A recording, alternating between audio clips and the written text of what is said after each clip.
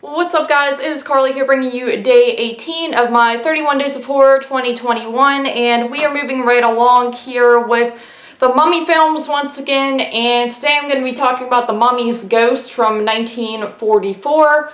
And The Mummy's Ghost is yet another follow-up to The Mummy's Tomb. You know, you do have continuity going on here, as well as with The Mummy's Hand.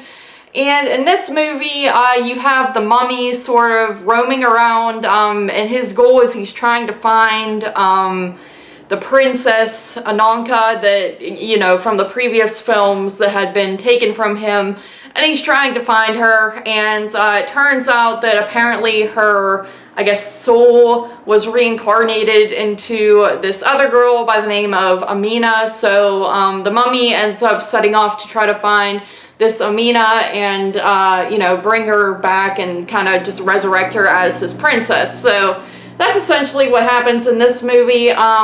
This one, again, only runs an hour long, full 60 minutes, so it, you know, flies by in the blink of an eye. So there's that.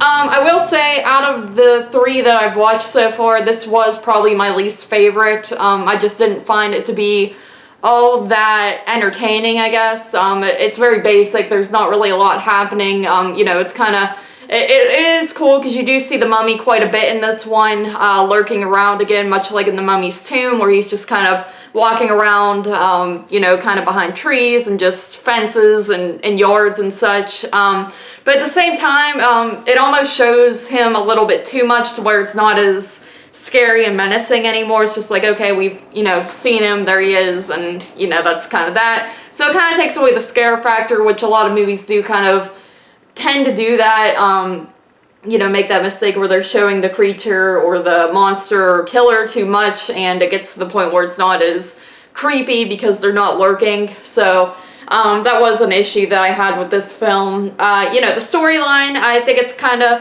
basic, but at the same time, it, you know, at least tries to do something a little different than the previous film where, you know, he's just trying to find his princess, and the princess, you know, they think it's in this woman, so they end up, you know, kidnapping her and everything. So, you know, I give it credit there too.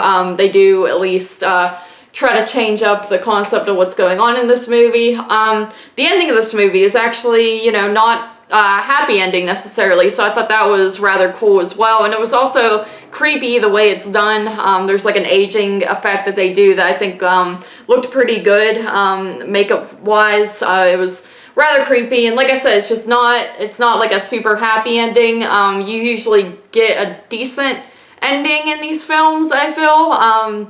You know, happy depending on where you look at it. A lot of times it's like the monster dies at the end, and that's kind of that, and to the townspeople that's a good thing, but to you it might be sad. But in this one it's like sad for two different reasons, so I did like that as well. But overall, I mean, like I said, it's not a bad movie by any means, but it's, to me, it was just kind of very basic, and it just felt like they were trying to get out another movie as fast as possible, because they really did like bang these out super fast. And I see that the next one actually came out the same year, The Mummy's Curse, so we'll see how that is. But yeah, overall this was definitely my least favorite, but still not too bad. I would give this one a 6.5 out of 10. So that is that for this video, guys. Thank you guys once again for joining me. I think I did that in the last video as well.